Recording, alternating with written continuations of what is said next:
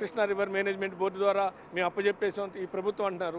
సరే మేము అప్పచెప్పామో ఎవరు అప్పచెప్పామో చరిత్రలో ఏందో రికార్డులు డాక్యుమెంట్లోనే అవన్నీ చూద్దాం అన్నారు. కానీ చర్చకే రావట్లేదు కదా. నల్గొండ సభలో మాట్లాడటానికి మాజీ ముఖ్యమంత్రి ఇంట్రెస్ట్ చూపిస్తారు కానీ అంత అత్యున్నతమైన చట్టసభలో మాట్లాడడానికి ఎందుకు ఇంట్రెస్ట్ చూపించట్లు?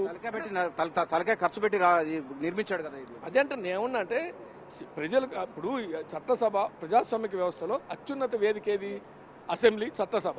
ఈ సభలో మాట్లాడటం ద్వారా ఈ ప్రభుత్వాన్ని నిజంగానే తప్పు చేస్తే ఎండగట్టచ్చు. గత ప్రభుత్వం తప్పు చేస్తే ఈ ప్రభుత్వం ఎండగడుతుంది. ఈ ప్రభుత్వం తప్పు చేస్తే ప్రధాన ప్రతిపక్ష పార్టీ ఎండగట్టచ్చు, మాజీ ముఖ్యమంత్రి ఎండగట్టచ్చు. కానీ సభకే రావట్లేదు. నల్గొండ సభకి వెళ్తున్నాం అంటే ఈ సభకి రావు, నల్గొండ సభకి వెళ్తున్నాం అంటే అర్థం ఏంటి?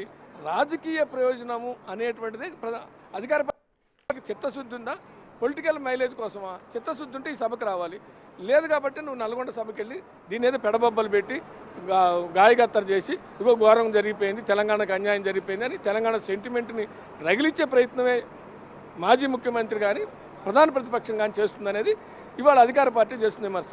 దానికి వాళ్ళు చెప్తున్న ఎందుకు కేసీఆర్ సభకు రాలేదు? నల్గొండ సభకు పోయి మాట్లాడే ఓపిక ఉన్నప్పుడు ఈ సభకు వచ్చి మాట్లాడడానికి ఎందుకు ఇబ్బంది ఆయనకి? దానికి సమాధానం చెప్పాలని వాళ్ళు అడుగుతున్నారు. ఇంత కాళేశ్వరం గురించి చర్చ జరుగుతుంది, కేఆర్ఎంబీ గురించి చర్చిద్దాం, గోదావరి రివర్ మేనేజ్మెంట్ బోర్డు గురించి చర్చిద్దాం, అసలు గత ప్రభుత్వంలో ఏం జరిగిందో చర్చిద్దాం, ఈ ప్రభుత్వం చేసిన తప్పిదాలు చర్చిద్దాం. ఇన్ని రకాలుగా వాళ్ళు అంటున్నప్పుడు సభకు వస్తానని చెప్పి లీకులు ఇచ్చి సభకు వస్తానని చెప్పి మీడియాలో అంతా రాయించుకొని చివరికి సభకు రాకుండా పోయారు.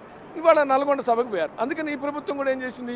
సరే ఓకే, మీరు నల్గొండలో సభ పెట్టి ఏదో ఈ ప్రభుత్వం తప్పిదాం అని మీరు అంటున్నారు కదా, చలో హౌజు ప్రొసీడింగ్స్లో భాగంగా ఇవాళ ఎమ్మెల్యేలు అందరూ హౌజుకు పోయి అక్కడి నుంచి ఎంఐఎంఓలు, సిపిఐ, అదేవిధంగా అధికార పార్టీకి సంబంధించిన శాసనసభ్యులు, ముఖ్యమంత్రి కూడా స్వయంగా బస్సులోనే ఎమ్మెల్యేలతో కూడా ప్రయాణం చేసి ఇప్పుడే కొద్దిసేపటి క్రితం ఇక్కడికి చేరుకున్నారు.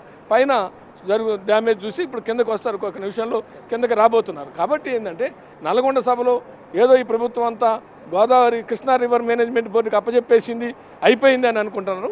అది అని వాళ్ళు బ్లేమ్ చేయాలనుకున్నప్పుడు ఈ ప్రభుత్వం కూడా అసలు కాలుష్యంలో ఏం జరిగింది, దాంట్లో జరిగిన అవినీతి ఏంటి, దాంట్లో జరిగిన అక్రమాలు ఏంటి, దాన్ని డ్యామేజ్ ఏంటి, దానివల్ల జరిగినటువంటి నష్టం ఏంటి, ఈ నష్టాన్ని ఎవరు భరించాలి, ఎవరు బాధ్యత వహించాలని చెప్పాలని ఈ ప్రభుత్వం కూడా ఇవాళ ఈ ప్రోగ్రాం పెట్టినటువంటి పరిస్థితి కనపడుతుంది.